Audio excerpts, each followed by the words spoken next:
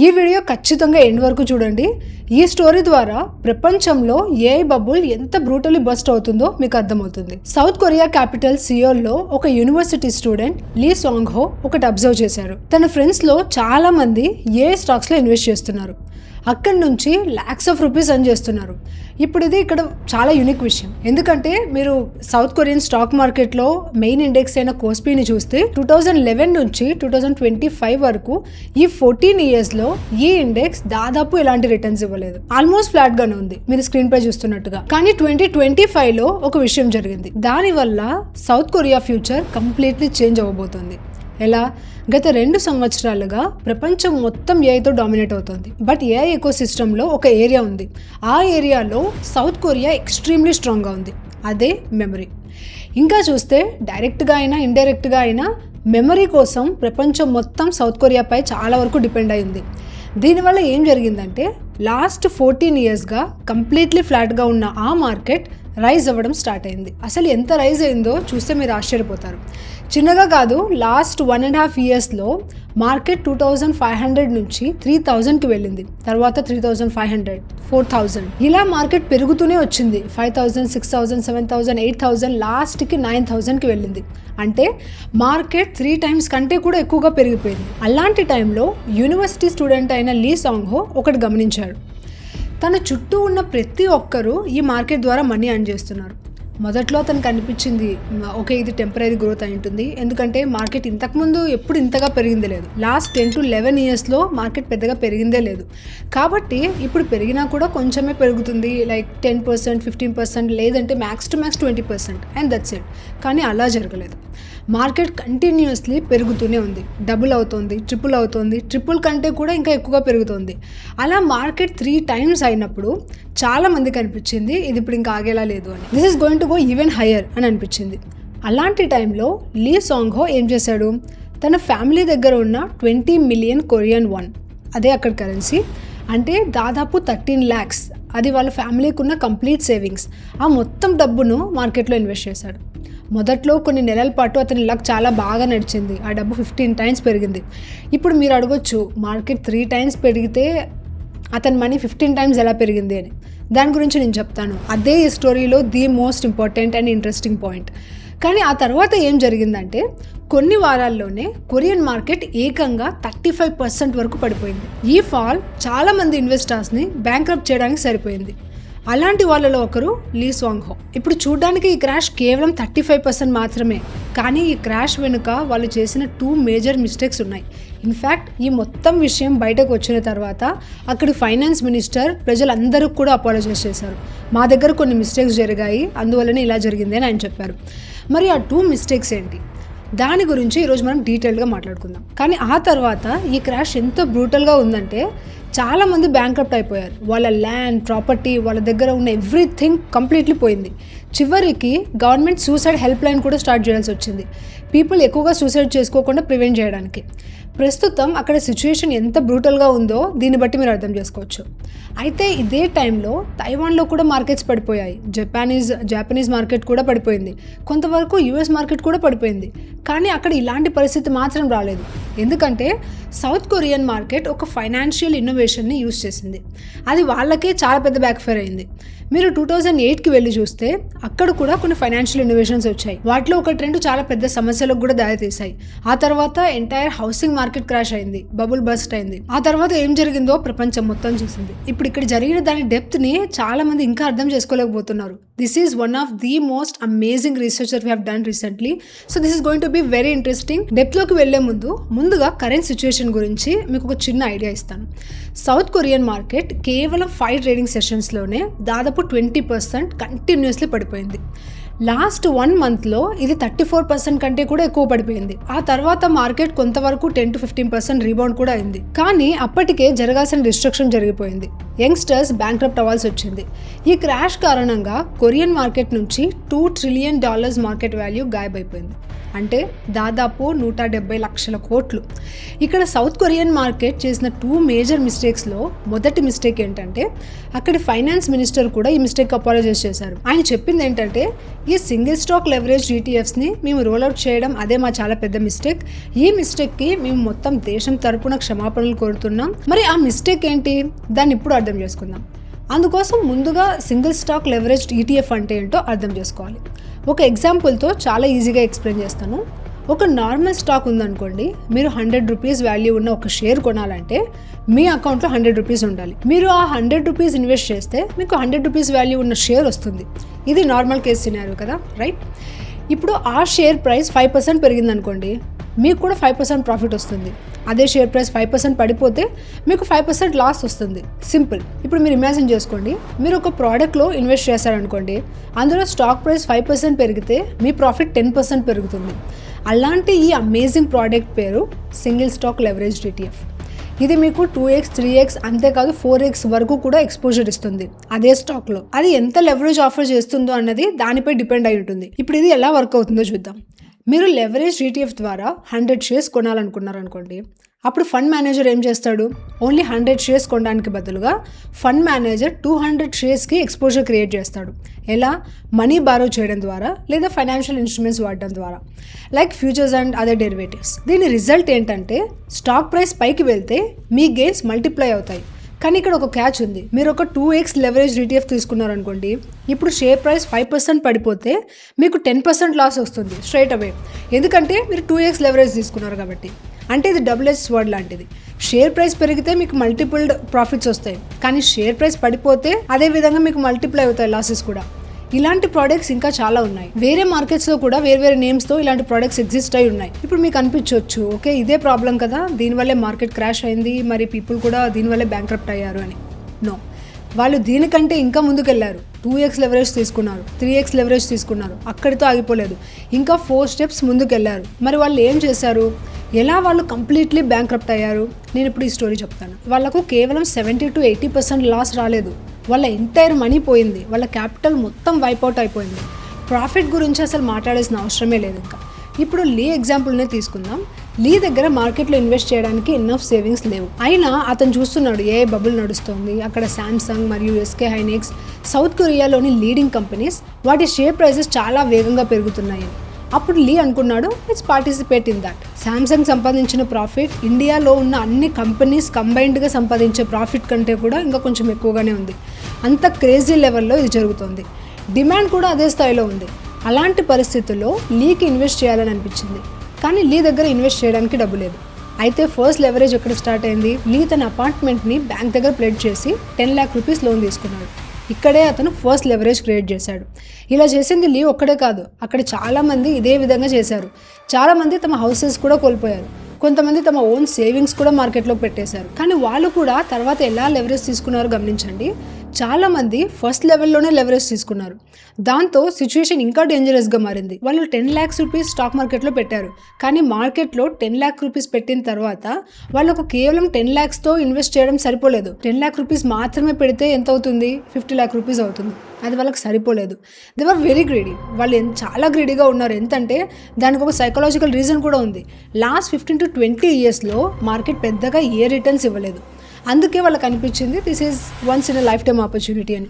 ఇండియాలో మనం చూస్తే small bull runs and bear runs కంటిన్యూస్గా జరుగుతూనే ఉంటాయి. అందుకే మనకు ఆపర్చునిటీస్ కూడా కంటిన్యూస్గా వస్తూనే ఉంటాయి. ఓవరాల్ మార్కెట్లో ఆపర్చునిటీ రాకపోయినా ఏదో ఒక సెగ్మెంట్లో ఆపర్చునిటీ వస్తుంది. మన ఇండియాలో ఎక్కడో ఒక చోట ఏదో ఒకటి జరుగుతూనే ఉంటుంది. ఇక్కడ మాత్రం మార్కెట్ మొత్తం చాలా కాలంగా కోల్డ్గానే ఉంది.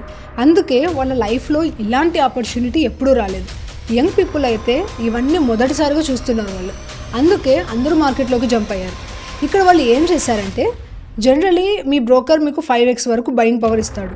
ఇండియాలో కూడా బ్రోకర్స్ మార్జిన్ ప్రొవైడ్ చేస్తారు 2x 3x, అక్కడ బ్రోకర్స్ 5x వరకు మార్జిన్ ప్రొవైడ్ చేయడం స్టార్ట్ చేశారు.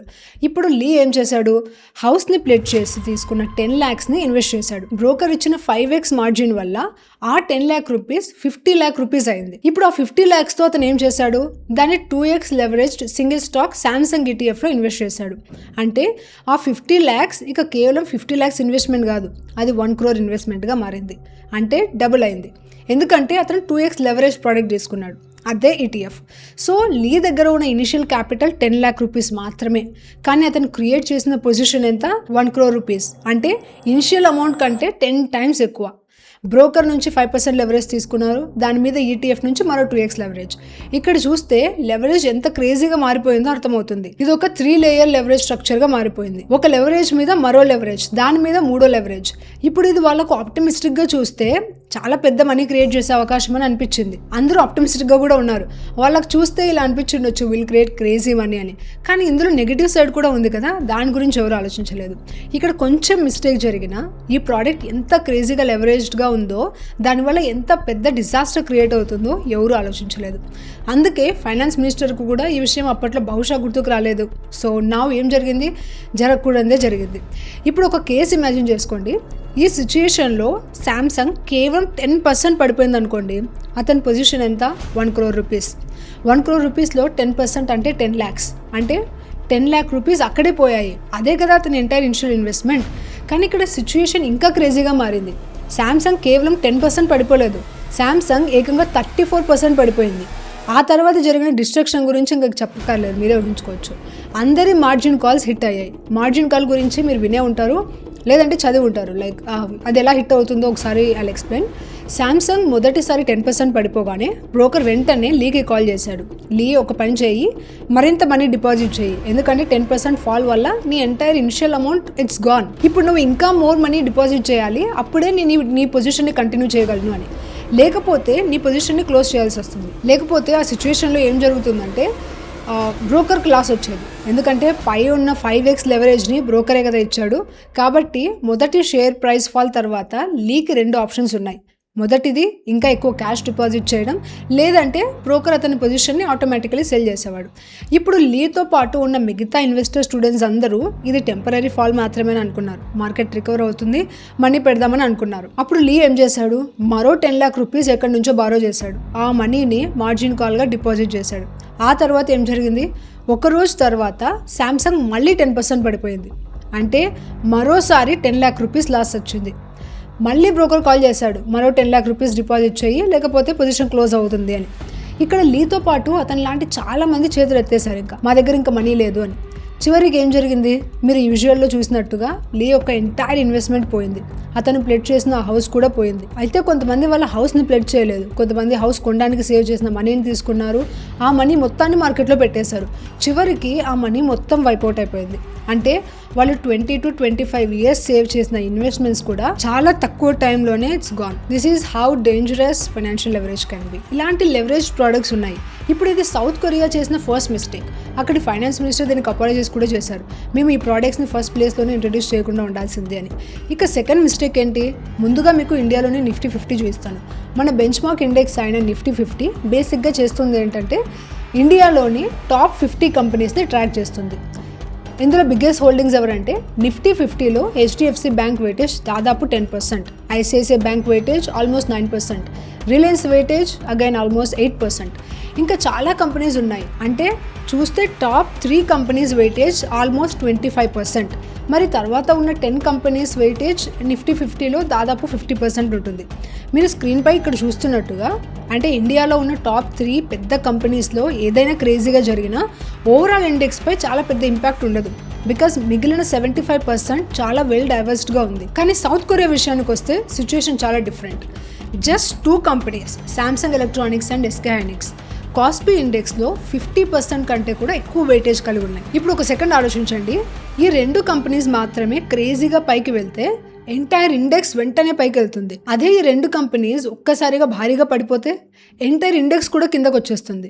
ఎందుకంటే ఇండెక్స్లో దాదాపు హాఫ్ వెయిటేజ్ కంటే ఎక్కువ ఈ 2 కంపెనీస్వే. ఇంకా ఇంట్రెస్టింగ్ విషయం ఏంటంటే ఈ 2 కంపెనీస్కి కామన్ థీమ్ ఒకటే, AI. ఇప్పుడు కరెంట్ సినారియో చూస్తే కాస్పీ గత 1.5 yearsలో 3 times పెరగడానికి మెయిన్ రీజన్ కూడా ఇదే. ఈ రెండు కంపెనీస్ ఎక్సెప్షనల్ పర్ఫార్మెన్స్ చూపించాయి. వాటి రిజల్ట్స్ గ్రోత్ చాలా క్రేజీగా కూడా ఉంది. ఇప్పటికీ అదే గ్రోత్ కంటిన్యూ అవుతుంది కూడా. శాంసంగ్ చూస్తే శాంసంగ్ ప్రపంచంలోనే one of the largest memory chip makers. అదే టైంలో smart phones, consumer electronics and semi conductor components కూడా చాలా లార్జ్ స్కేల్లో తయారు చేస్తుంది. ఇక ఎస్కే హైనిక్స్ విషయానికి వస్తే ఈ పేరు మీలో కొంతమందికి ఫస్ట్ టైం వింటూ ఉండొచ్చు. ఇది DRAM అండ్ హై బ్యాండ్విడ్త్ మెమరీని AI servers and data centres కోసం ప్రొవైడ్ చేస్తుంది. ఇది ప్రపంచంలోని లీడింగ్ మెమరీ చిప్ మ్యానుఫ్యాక్చరర్స్లో ఒకటి. AI క్రేజ్ మొదలైన వెంటనే ఈ రెండు కంపెనీస్కి ఆ క్రేజ్ వల్ల మ్యాసివ్ బెనిఫిట్ వచ్చింది. ఇన్ఫ్యాక్ట్ నేను ఎస్కే హైనిక్స్ రెవెన్యూని చూస్తున్నాను.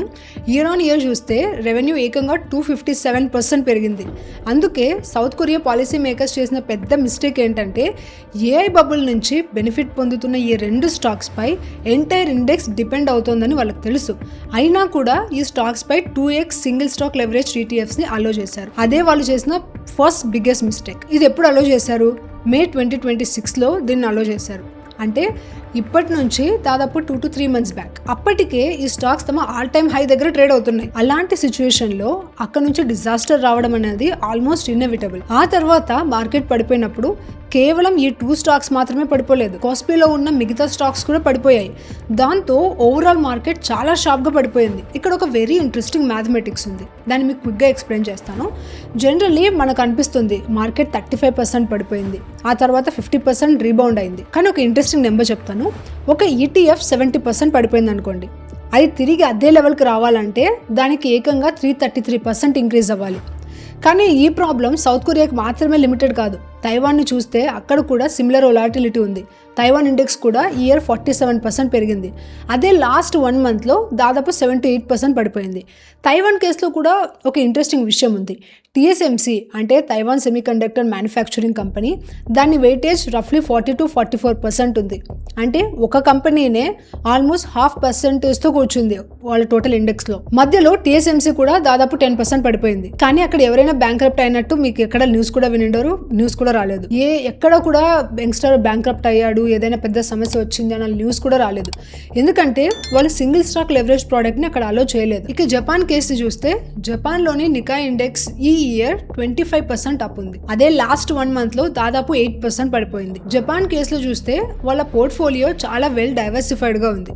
అక్కడ కూడా సింగిల్ స్టాక్ లెవరేజ్ ETFస్ని అలో చేయరు, కానీ ఇండెక్స్ లెవరేజ్ ETFస్ని అలో చేస్తారు. ఇక US మార్కెట్ విషయానికి వస్తే ఇక్కడ క్రేజీనెస్ ఇంకో లెవెల్లో ఉంటుంది.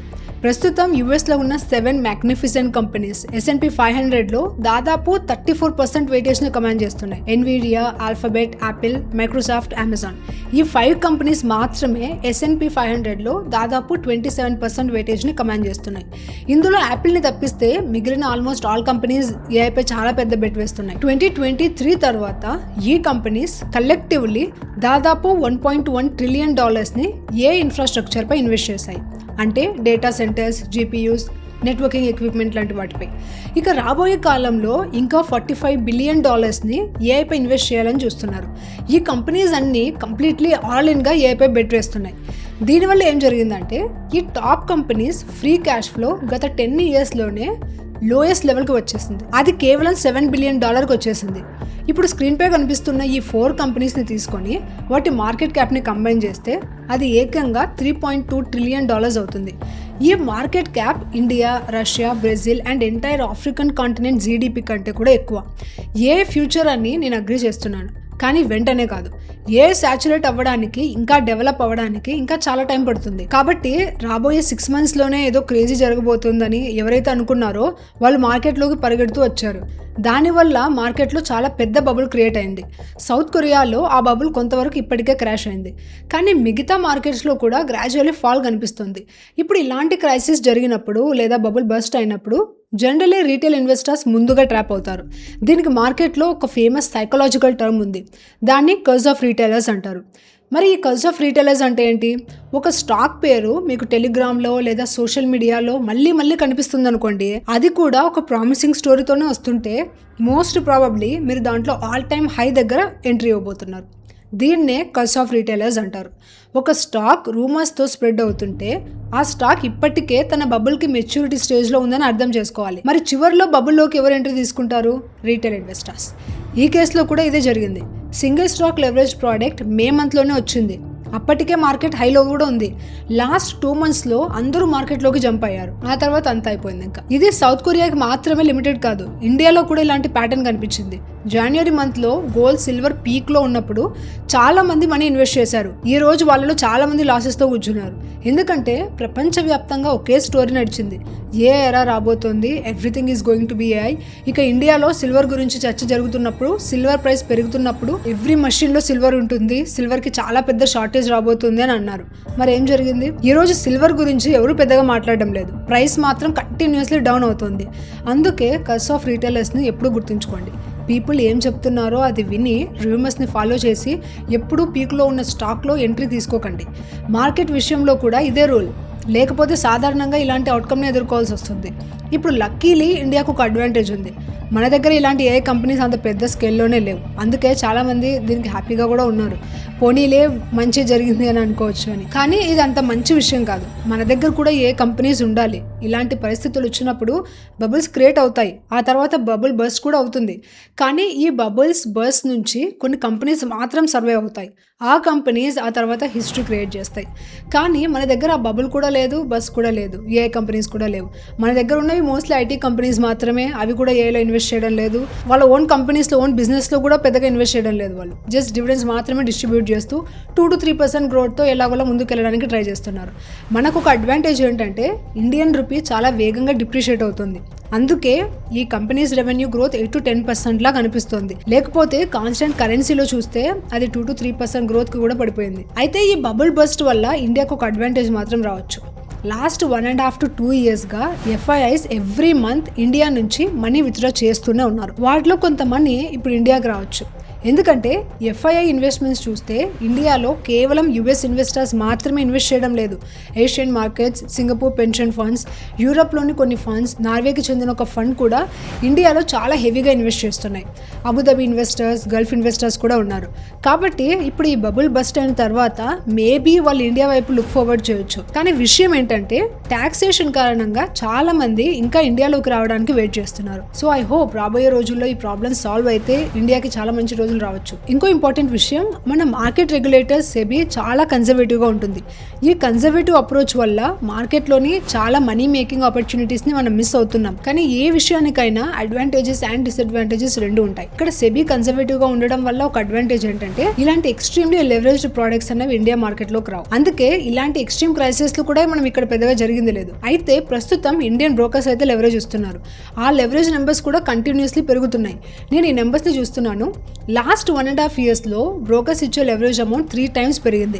దానిపై కూడా సెబీ చాలా క్లోజ్గా వాచ్ చేస్తుంది. ఒక సర్టెన్ లిమిట్కి మించి లెవరేజ్ వెళ్లకుండా చూస్తుంది. అలా లిమిట్ దాటితే ఎలా కంట్రోల్ చేయాలి, ఎలా స్టాప్ చేయాలి అనే దానిపై కూడా సెబీ దృష్టి పెడుతుంది. And that's a good thing about SEBI. So ఇవన్నీ చాలా క్రేజీ విషయాలు. ఇవన్నీ అందరికీ తెలియాలి అని అనిపించింది. అందుకే ఈరోజు వీటన్నింటినీ సింపుల్ లాంగ్వేజ్లో ఎక్స్ప్లెయిన్ చేయడానికి ట్రై చేశాము. ఇలాంటి వీడియోస్ కోసం ఛానల్ని తప్పకుండా సబ్స్క్రైబ్ చేయండి. బెల్ ఐకాన్ పై కూడా క్లిక్ చేయండి. ఎందుకంటే ప్రతి వీడియోలో ఇదే విధంగా in depth research and interesting market related commentary మీకు అందిస్తూనే ఉంటుంది. సో ప్రస్తుతానికైతే that's it. See you in the next video. Bye bye and take care.